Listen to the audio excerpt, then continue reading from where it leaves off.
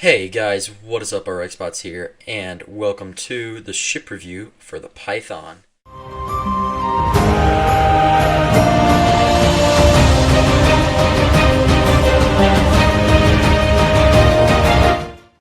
decided to start doing a ship review series. I'm not going to ramble on. I'm going to go ahead and jump right in for you guys.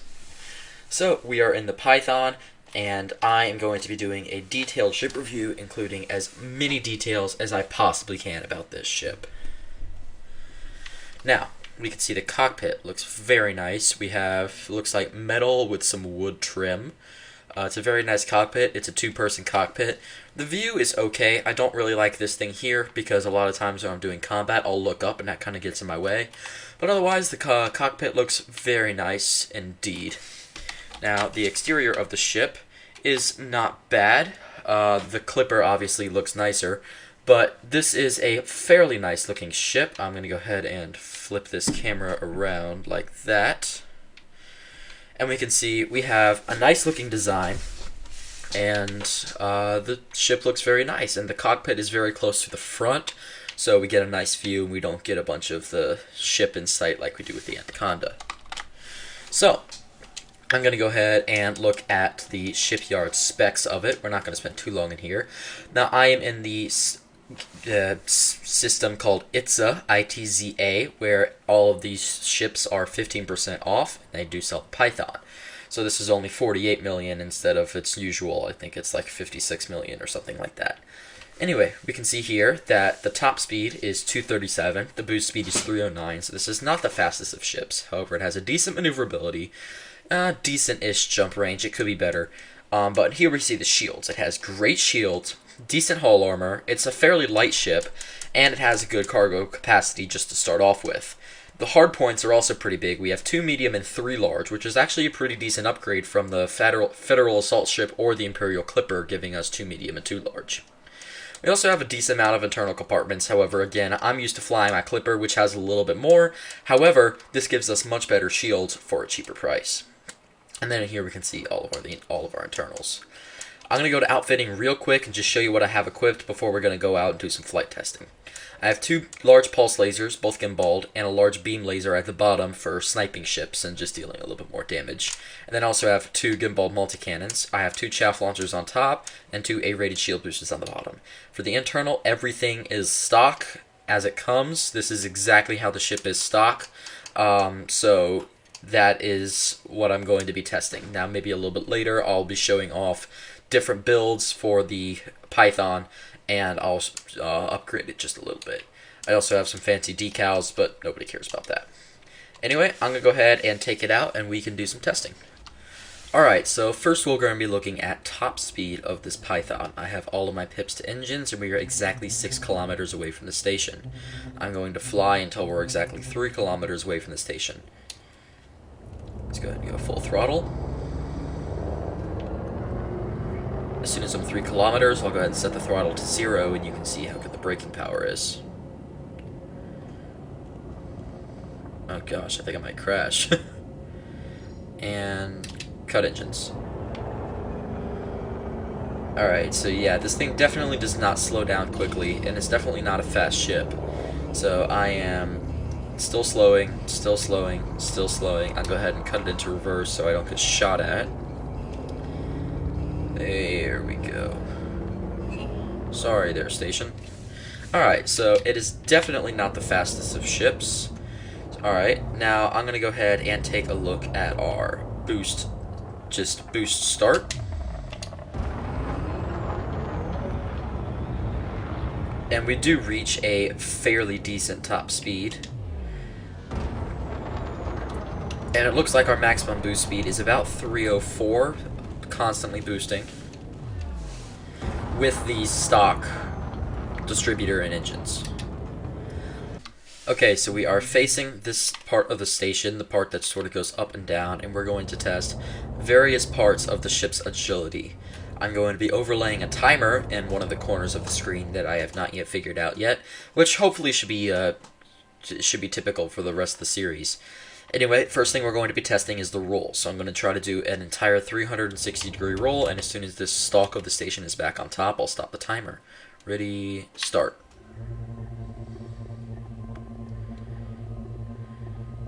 and done. Alright, so that was the roll, and you should see the time on the screen now. I don't have a stopwatch on me, so I can't exactly tell you what it is. Alright, now we're going to look at pitch, and go. I will say I do kind of like the sound of it, just the sounds kind of cool.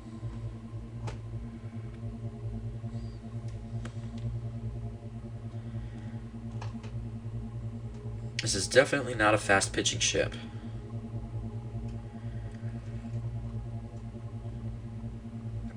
Looks like we're almost coming around. And good. Alright, so that was our pitching time. Now we're going to look at a yaw and go. Oh my gosh, this is going to take forever.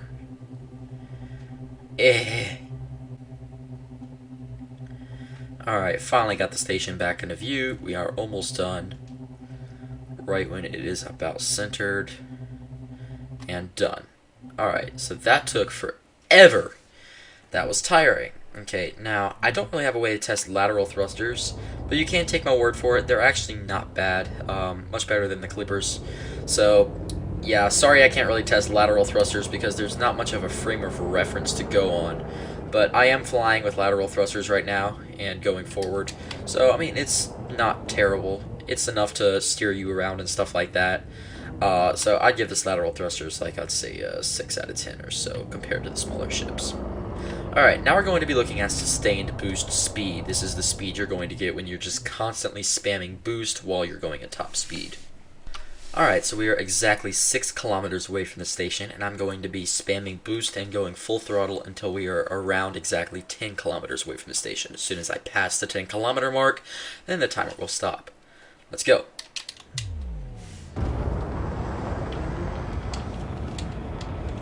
Sorry for the clicking noise. I'm using an Xbox One controller, which actually is pretty easy to fly.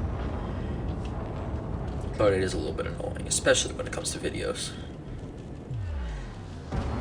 Again, do bear in mind that this is completely with the stock Python, so when I do get a nicer loadout, then it obviously will be a little bit faster.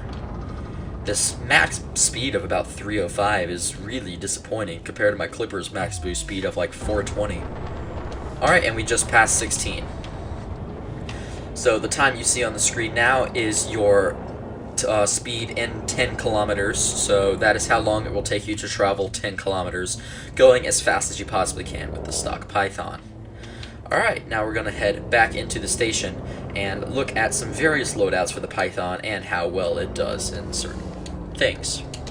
Alright, so I definitely want to look at different parts of PvP and how effective the ship is at PvP or player versus player. So if I look to my right, you'll see I have a decent amount of modules, and I can actually hold a large amount of shield cell banks in this. It also has a large shield, making it pretty good for PvP. I can also blow off double chaff, which allows it to be pretty effective against keeping away from gimbaled weapons. Not to mention, I have two gimbal multi-cannons and 3 gimbal lasers, all which can just wreck.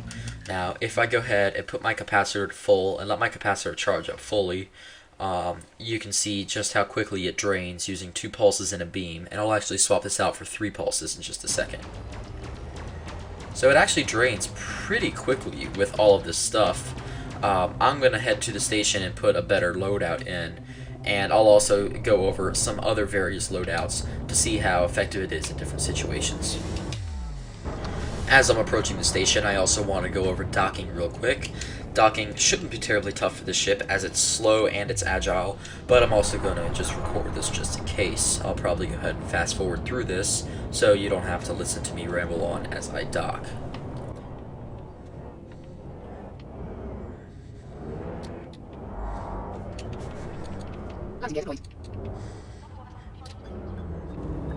Alright, that's not terrible. It was a little drifty when it came to slowing down, but that's not a huge deal. And docked. So this was a pretty easy ship to dock. Now I'm going to go ahead and head into outfitting and look at some various loadouts. Alright, so the first loadout we're going to be looking at is about a maxed out loadout. Now obviously I haven't fully maxed this out because I spent a whole 30 seconds making this loadout. But this is this is a decent level loadout. This is something where you're not going to be spending 200 mil on. Now I spent about 20 million credits on this loadout. I feel like it'll work pretty well. I'm running an A5 shield generator just because the station didn't sell A6. I'm running 2 shield cell banks, both with, what, 4 on board, I think? Something like that. Maybe 5, so this will keep your shields up pretty nice. And they also have tons of space for more shield cell banks, frameshift drive interdictors, cargo racks, whatever the hell you want to put in there. Obviously I have an A7 power distributor, decent thrusters, and a decent power plant. And I also went ahead and swapped this beam laser down here with a pulse laser. I'm going to go ahead, fly out of the station, and just see how this performs. Just because I wasn't able to show off lateral thrusters earlier, I'm going to go ahead and show them off now. And as you can see, they do a pretty good job at lifting you off the landing pad and centering you. However, the ship does have a little bit of lateral drift when it comes to centering yourself with the mail slot. Alrighty, so I've gotten out of the no-fire zone, and I'm ready to test this out just as my shields finally come up. Shields online. So let's go ahead and put all pips to weapons and fire off these pulse lasers.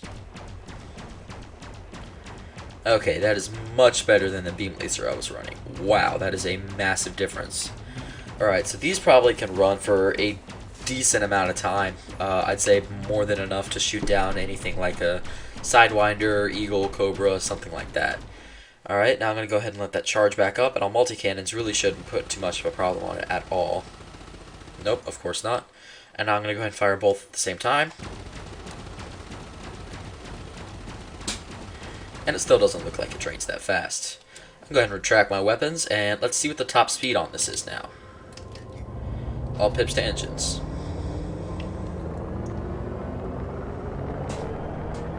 Alright, so we're in the 200s, that's nice. We are at a top speed of 251, that is much better, and this is with C-rated thrusters, I believe? B-rated thrusters, alright.